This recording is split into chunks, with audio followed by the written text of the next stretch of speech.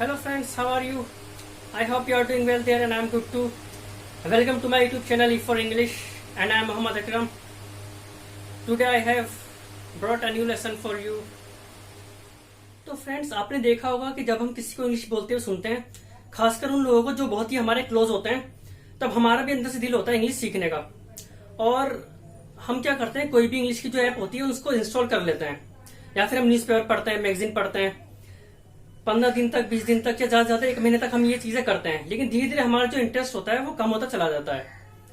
ऐसा इसलिए होता है क्योंकि हमारे जो इंग्लिश के जो बेसिक होते हैं वो बहुत ही ज्यादा वीक होते हैं।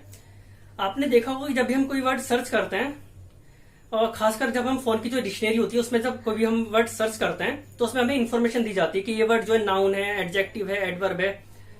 लेकिन हमें क्या है कि हमें ये नहीं पता होता कि नाउन क्या होते हैं, वर्ब क्या होती है, एडजेक्टिव क्या होते हैं, एडवर्ब क्या होते हैं।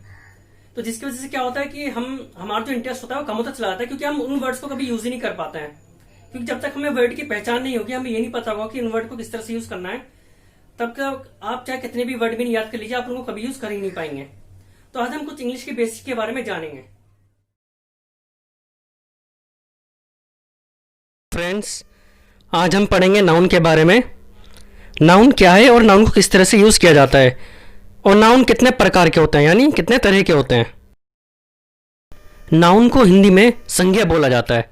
अब ये संज्ञा क्या होती है, चलिए अब हम इसको जानते हैं सिंपल हिंदी में। किसी भी व्यक्ति, वस्तु या स्थान के नाम को संज्ञा कहते हैं, यानी नाउन कहते हैं।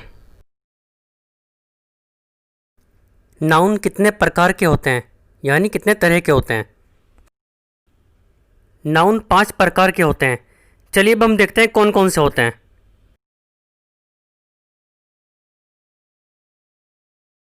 नाउन व्यक्तिवाचक संज्ञा। कॉमन नाउन जातिवाचक संज्ञा। कलेक्टिव नाउन समूहवाचक संज्ञा। मेटेरियल नाउन पदार्थवाचक संज्ञा। एब्स्ट्रैक्ट नाउन भाववाचक संज्ञा। तो फ्रेंड्स, पहले हम जानेंगे कॉमन नाउन और प्रॉपर नाउन के बारे में। किसी व्यक्ति, वस्तु या स्थान को उसके नाम के बजाय उसकी कैटेगरी से पुकारा जाए, उसे कॉमन नाउन कहा जाता है। अब हम जानेंगे प्रॉपर नाउन के बारे में। जब हम किसी व्यक्ति, वस्तु या स्थान को उसी के नाम से पुकारें, उसकी पहचान से पुकारें, उसे प्रॉपर नाउन कहा जाता है। चलिए कुछ एग्जाम्पल देखते हैं। तो फ्रेंड्स, जैसा कि आप देख सकते हैं यहाँ पर वर्ड है एनिमल। अब एनिमल तो बहुत सारे होते हैं, कई तरह के होते हैं, लेकिन हमें ये नहीं पता कि किसी एनिमल की बात की जा रही है। तो ये एक कैटेगरी है, तो इसको कहा जाएगा कॉमन नाउन। तो जैसा कि आप देख सकते हैं यहाँ पर एक कैट है, और कैट क्या है, एक एनिमल है। तो जैसे हम कैट का नाम लेते हैं, एक एनिमल का जो फोटो, एक इमेज है, वो हमारे दिमाग में आता है, यानी कि हमें पता है कि हम किस एनिमल की बात कर रहे हैं। तो इसको कहा जाता है प्रॉपर नाउन। चलिए कुछ और एग्जाम्पल देखते हैं। तो फ्रेंड्स, यहाँ पर ये एक वर्ड है स्पोर्ट्स, यानी खेलकूद, लेकिन हमें ये नहीं पता कि किस स्पोर्ट्स की बात की जा रही है, वो फुटबॉल है, क्रिकेट है, वॉलीबॉल है या बेसबॉल है। तो इसको भी कहेंगे हम कॉमन नाउन। तो फ्रेंड्स, जैसा कि आप देख सकते हैं यहाँ पर बात की जा रही है क्रिकेट की, और हम जानते हैं कि क्रिकेट को किस तरह से खेला जाता है, उसमें क्या क्या चीज़ें यूज़ की जाती हैं। और जब भी हम क्रिकेट का जिक्र करते हैं तो बैट, बॉल, स्टंप, व्हील्स, बहुत सारी चीज़ें हमारे दिमाग में आती हैं। तो ये एक इसकी पहचान है, तो इसे हम कहेंगे प्रॉपर नाउन। तो फ्रेंड्स, आई होप कि आपको कॉमन नाउन और प्रॉपर नाउन, इन दोनों के बीच के जो डिफरेंसेस हैं वो समझ आ गए हों। तो चलिए अब हम सीखते हैं कलेक्टिव नाउन के बारे में। तो फ्रेंड्स, अब हम जानेंगे कलेक्टिव नाउन के बारे में।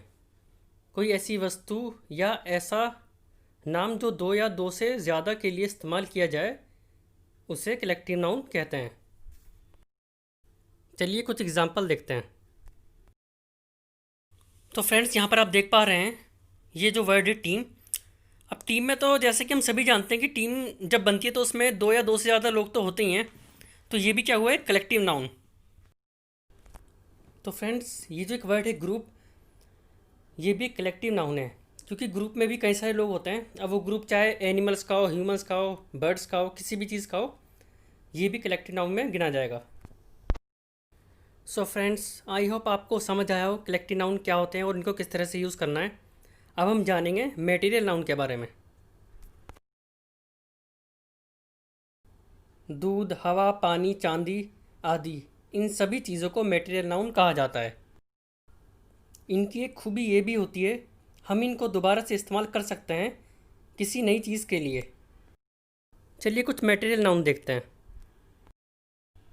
तो फ्रेंड्स, जैसा कि आप यहाँ देख सकते हैं, gold, metal, silver, milk, water, diamond, steel etcetera, ये सब क्या है? Material noun. और इन चीज़ों को हम आगे के लिए भी यूज़ कर सकते हैं। जैसे कि मिल्क का हम जो है दही बना सकते हैं, वाटर से हम बहुत सारी चीज़ें बना सकते हैं, और भी बहुत सी चीज़ें हैं जिनको हम यूज़ कर सकते हैं आगे। इन सभी को कहा जाता है material noun. So friends, I hope कि आपको अच्छे से समझ आ गया हो कि मटेरियल नाउन क्या होता है और उसको किस तरह से यूज़ करना है। अब हम जानेंगे एब्स्ट्रैक्ट नाउन के बारे में। हमारे अंदर की जितनी भी भावनाएं होती हैं, यानी जो इमोशंस होते हैं, जो हमारी पर्सनैलिटी को दर्शाते हैं, उन्हें एब्स्ट्रैक्ट नाउन कहते हैं। चलिए कुछ एग्जांपल देखते हैं। Happiness, kindness, rudeness, hunger, anger, thirst, beautiful, handsome, arrogant etcetera. तो जितने भी ये वर्ड हैं, हमारी फीलिंग को दर्शा रहे हैं, हमारे भाव को दर्शा रहे हैं। इन सभी को कहा जाएगा एब्स्ट्रैक्ट नाउन।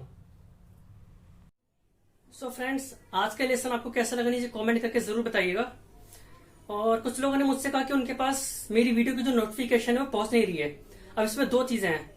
अब या तो ये है कि सब्सक्रिप्शन के बराबर में जो बेल आइकन होता है, आपको उसको ऑन करना चाहिए, क्योंकि उससे क्या होगा कि जैसे मैं कोई नई वीडियो अपलोड करूंगा वो आपके पास इंस्टेंटली पहुंच जाएगी। और दूसरा है कि जब हमारा नेट स्लो होता है, उसकी वजह से भी जो नोटिफिकेशन होती है वो डिले हो जाती है। और इसी के साथ आप मुझे इंस्टाग्राम पर भी फॉलो कर सकते हैं। So next time I will bring a new lesson for you. Till then, be happy, be relax, catch you letter.